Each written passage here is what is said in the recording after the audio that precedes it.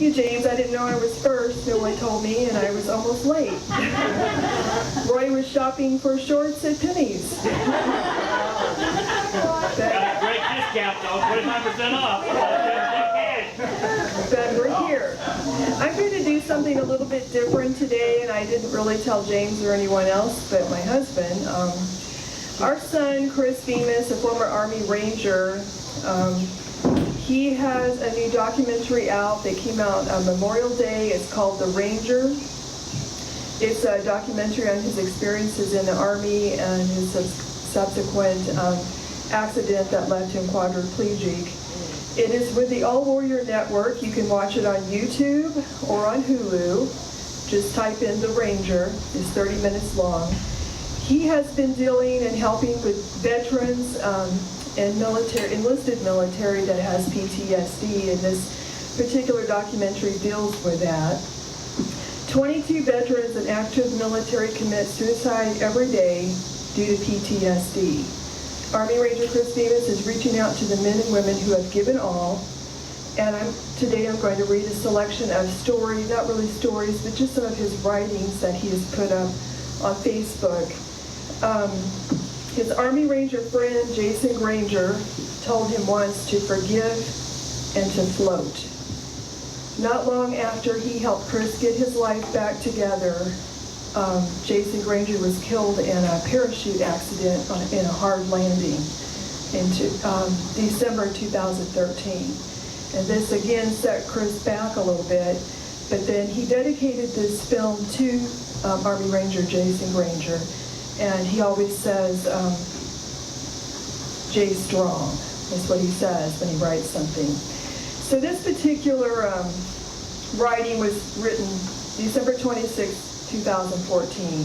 He says, I constantly remind myself that there are others who are suffering a whole lot more than I am or ever have. So when I'm weak and on my knees, I keep my mouth shut.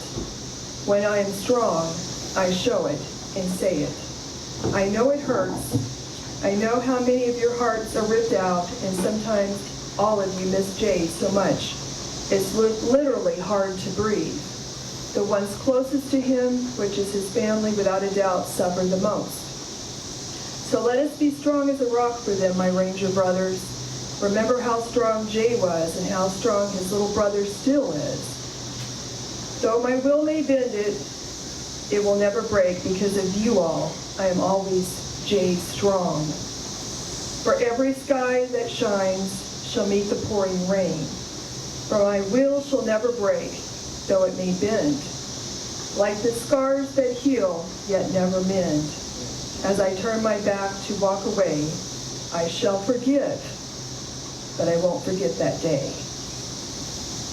And these are kind of scattered. This is June 5th, 2015 of this year. I think if I asked my fallen big brother Jay, what should I do and where should I go, he would say this. I know you, Chris, and you know you, Chris. Not very many other people do. So you need to help as many people as you can right now with the time you have been given. Don't worry about relationships. Don't worry about moving to a different city. Don't waste your time trying to find happiness and peace. When you get up here, you'll have peace. So just help as many people as you can right now, and I'll keep you alive as long as you're needed, little brother.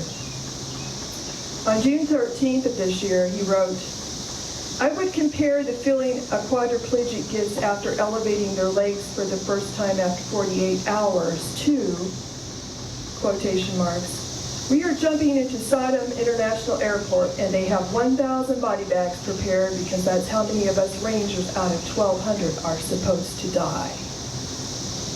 Hey, glad we didn't jump, but yay, it feels like the night before they kinked it. I remember I went to the chaplain service and asked God to forgive me of my sins that night. June 11th of this year, he wrote, watching that sun go down, watching all the world go round, as if there's no sound, no peace to be found, just watching everyone else's lives go round and round, standing still in the middle of it all. They are loving, living, and having a ball. My soul is dead to it all, a heart hid behind an invisible wall. Thoughts and dreams forever slip through their hands. It's as if they were nothing more than finer than sand. The hole inside grows deeper, blackened beckons a man. Blackness beckons a man. Only the memory of his fallen brother gives the will to withstand. There are more than just one dead soul standing still, more than one of us whose hearts cannot feel. Only together can we win and truly deal. Follow me, I am a warrior. This fight will not allow to be killed. For I'm surrounded by the brothers gone before. They are what gives us this battlefield. On June 11th, a year ago, he wrote this. He was talking about a civilian that asked him a question. A civilian guy here in California asked me last week, what does it take? I knew what he meant, but I ignored him. I will tell you what it takes now. It takes your fingers. It takes your eyes. It takes your face. It takes your arms. It takes your legs. It takes your soul. It takes your will to live. It takes the joy from life. It takes your children. It takes your Ranger brothers. It takes your D brothers. It takes your sweetheart baby girl T. That was his ex-wife. And that's what PTSD takes. And that's what he's trying to bring awareness to, that many, many soldiers lose so much because they don't know how to cope with when they come back from the war. I have a couple more, trying to be short. I think James said we had 10 minutes. June the 10th, 2015, Chris wrote, people say to me, I'm not a Ranger. I'm not a veteran. I didn't do this. I didn't do that. Listen to me, please, he said. None of that matters at all. It does not matter one tiny little bit to this guy, because I have learned that everyone's walk through life is their own, and the problems they face and the hell they must go through is just as real to them as my own walk through hell. Yes, it's an excruciating daily walk through hell. Another thing I have realized is that I can help everyone, not just veterans. And I've been trying to do that. Now, of course, I need to find a way to physically take care of myself a whole lot better, which will enable me to help others even more. But to be perfectly honest, when a man has to make himself live life with no desire to do so, it makes his war very interesting. I truly know life is a vapor and every day is a blessing. Remember this, we are all the same, humans. My scars are your scars, and your world is mine. We all bleed red, and the color is only skin deep. Help others, don't hurt them, because it doesn't matter if you're an Army Ranger or not. You're just as human as I am, and that's really all that matters. I'll do my best to help as many people as I can with the time I've been given. Understand, Chris is probably going to need some help as well, because he is just like you, human. We live this life breath to breathe. We are all the same, and we bleed red. And I'll leave you with this final one. He wrote this in April 2014 when he had done a radio show and talked about the rescue of Private Jessica Lynch. And when his Army Ranger team went in, they didn't rescue her, but they recovered the bodies of the other soldiers that were buried in the field. They went in prepared to retrieve them from a morgue and found they were not in the morgue, they were buried in a field. So they had no shovels to dig these bodies up with. They used their hands to retrieve their comrades. They had been there for 5 days. One of the ladies one of the women that was retrieved and brought back was a Hopi Indian. I hope I'm saying that right.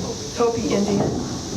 Her name was Specialist Lori Pastawa, and I hope I'm saying that correct. This is what he wrote.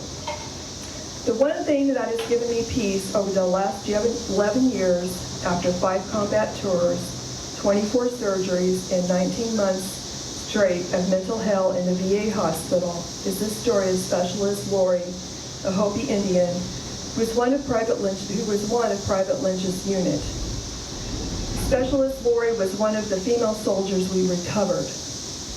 They say the Hopi Indians in Arizona believe that when it snows, their ancestors, their loved ones who have passed on, return to tell them that they love them. The day that the Hopi Indian Specialist Lori returned home to Arizona, it snowed. Thank you.